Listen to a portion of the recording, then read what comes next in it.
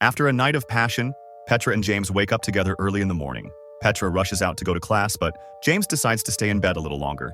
This causes him to oversleep, and by the time he wakes up again, he's already late. He runs through the city as fast as he can until he makes it to his philosophy class, where the teacher, Mr. Zimmer, at first considers not letting him in, but eventually, he opens the door. Today is the last school day, and Mr. Zimmer wants the students to tell him about their favorite thought exercise they've gone through. Chips mentions the infinite monkey theorem, which says that if you give a monkey a typewriter and an infinite amount of time, it will eventually type out the entire Hamlet. Jack mentions the trolley problem, which says you have a lever to choose if a train will kill 1 or 4 people. Just for fun, they change that riddle into the obese man problem, where you have the option to push a fat man on the tracks to stop the trolley. Georgina likes the ignorant bliss paradox. In this one, someone is hanging off the highest tower in the city on purpose to test if their friends will help them.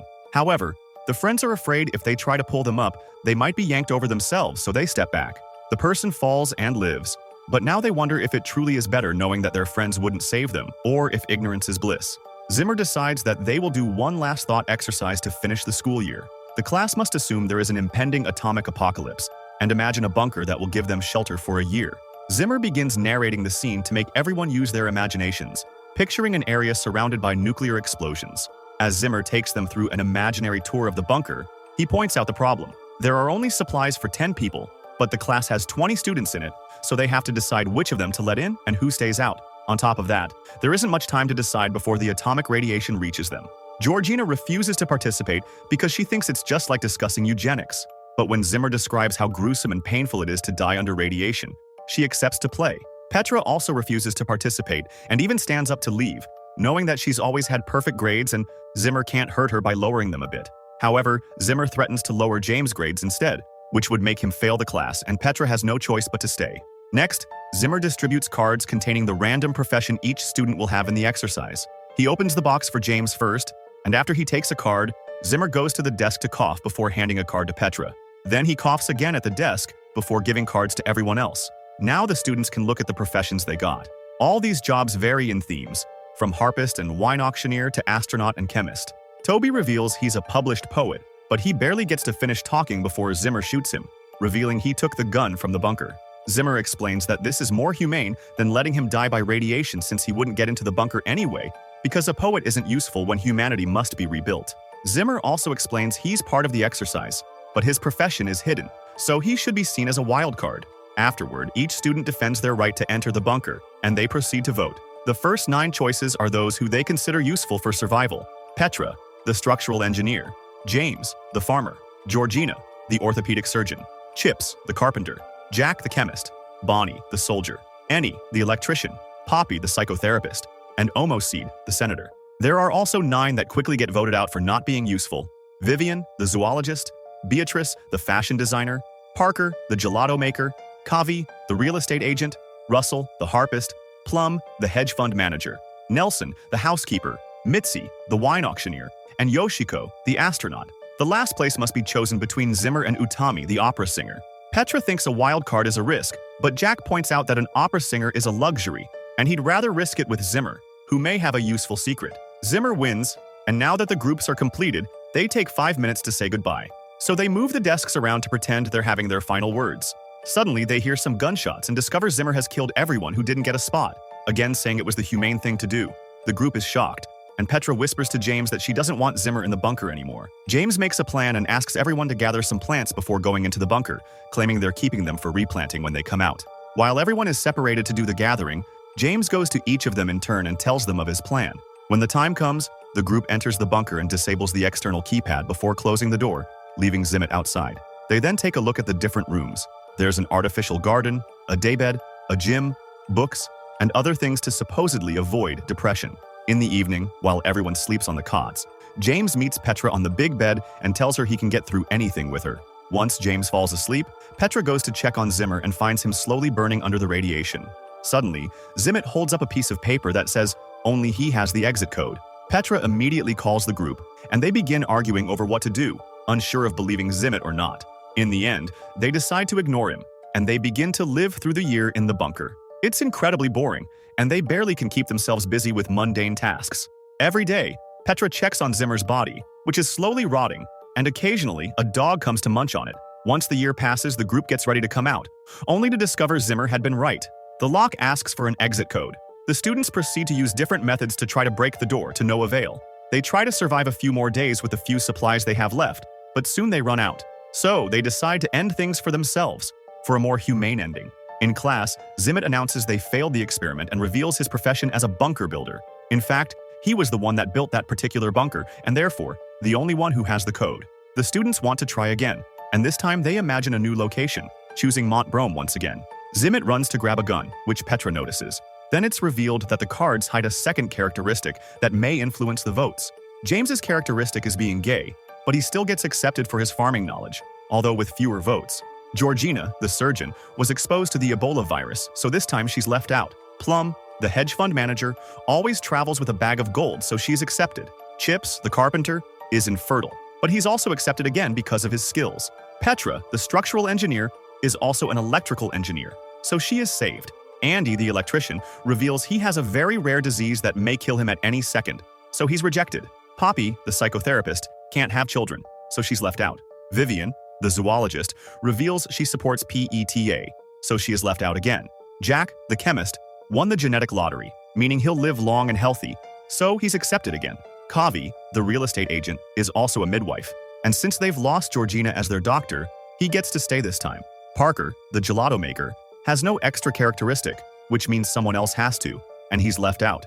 Utami, the opera singer, can speak 7 languages, but she will develop a throat tumor in 3 years that won't let her talk anymore, so she's left out. Mitzi, the wine auctioneer, has an IQ of 200, yet she's left out again. Beatrice, the fashion designer, created a popular brand of women's clothing out of bamboo, but she's also left out again. The same happens to Russell, the harpist, who is autistic. Omosi, the senator, will be the first female Chief Justice of the Supreme Court, therefore she is saved again. Bonnie, the soldier, has an eidetic memory and gets saved once more. Nelson, the housekeeper, is an exceptionally kind person, which at first doesn't help him, but he ends up staying when Petra says that they need more boys, and Omosi argues that they need more hard and strong workers from the middle class. When Toby, the poet, is about to mention his characteristic, Zamet shoots him again, saying this spot is for him, because the group still doesn't know the code.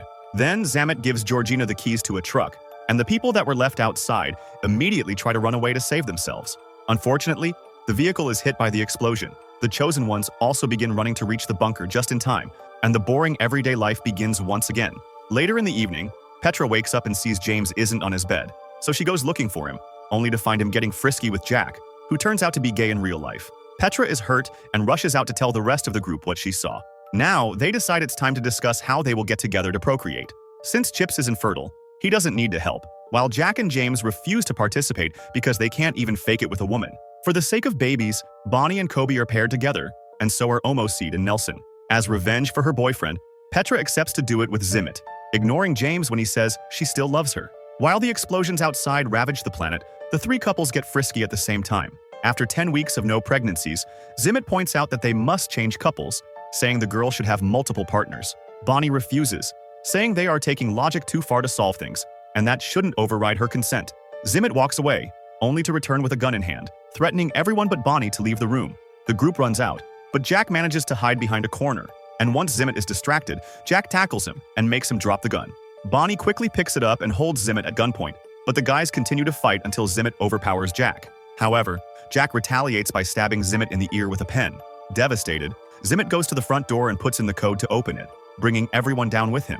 The class has failed the exercise again. James is more suspicious now and questions Zamet's motives for the exercise, mentioning the strange cough he had when he assigned him and Petra the roles, and pointing out that Zamet has not coughed since. Suddenly, James goes to the desk and grabs the box, running out of Zimmer's reach to open it and discover the secret. It turns out that the box has hidden compartments, and James and Petra's cards have been tampered with, meaning they would always get the same results. Gay farmer and double engineer. James wants to know why Zimmer hates him in particular, so Zimmer brings up the allegory of Plato's cave. In this allegory, a man lives his whole life chained to a wall and only ever sees shadows and hears echoes, assuming that's how reality truly looks and sounds. One day, the man is unchained and finds that the shadows are caused by bodies and the echoes are caused by voices, discovering that the whole idea of what was real was just an illusion. Zimmet says that this allegory is something like James, claiming that the exercise is meant to confront James about how his privilege has ill-prepared him for the real world. But James doesn't believe him. Zimmet could have made him something useless, like a florist, so he could be voted out since the beginning. But a gay farmer means Zimmet wanted him to prolong his suffering on purpose. At that moment, Petra interrupts the argument and insists that the exercise should be done a third time, this time with James as a florist. Now, their imaginations take them to an island, and the apocalypse hasn't happened yet. Zimmet goes to the bunker to grab a weapon as usual, and he hears a noise but thinks nothing of it. When he goes back outside, Petra joins him and offers him a hug, saying that she knows it's been hard on him. Afterward, Petra asks everyone to trust her to choose who gets to enter the bunker because she has a plan. When everyone agrees, Petra makes her choices and explains her reasoning. Mitzi is saved because a genius wine auctioneer would be smart enough to bring both red and white wine on a trip, ensuring everyone has a good time. Beatrice is saved because dressing well boosts self-esteem, which promotes productivity and could save civilization. Toby's second skill turns out to be champion poker player, so he's saved because he brought cards with him and he'll provide entertainment. Russell is also saved because many people consider autism a gift. Georgina was only exposed to Ebola, but they don't have proof she has it, so Petra brings her in while promising to pray for her. Utami, the opera singer, may be mute in 3 years, but now everyone could fall asleep to her singing, so she also gets saved. Jack is taken in because of his perfect genes, but he is upset because he'll be without a partner because of his orientation. At that moment, Parker comes out of the closet, so he's saved as well with only 2 spots left. Petra chooses James as the chosen ones enter the bunker. In the classroom, everyone sits together as a team. Zimmet has been complaining all along, and with each choice, he lowers Petra's grade to the point of failing. But seeing the useless people enter the bunker makes him lose it, and he reaches for his gun. However, he doesn't find it. It turns out Petra stole it when she hugged him earlier. She gives it back to him only to reveal it's not loaded. Petra hands Zimmet 2 bullets, saying she doesn't want him to suffer like last time.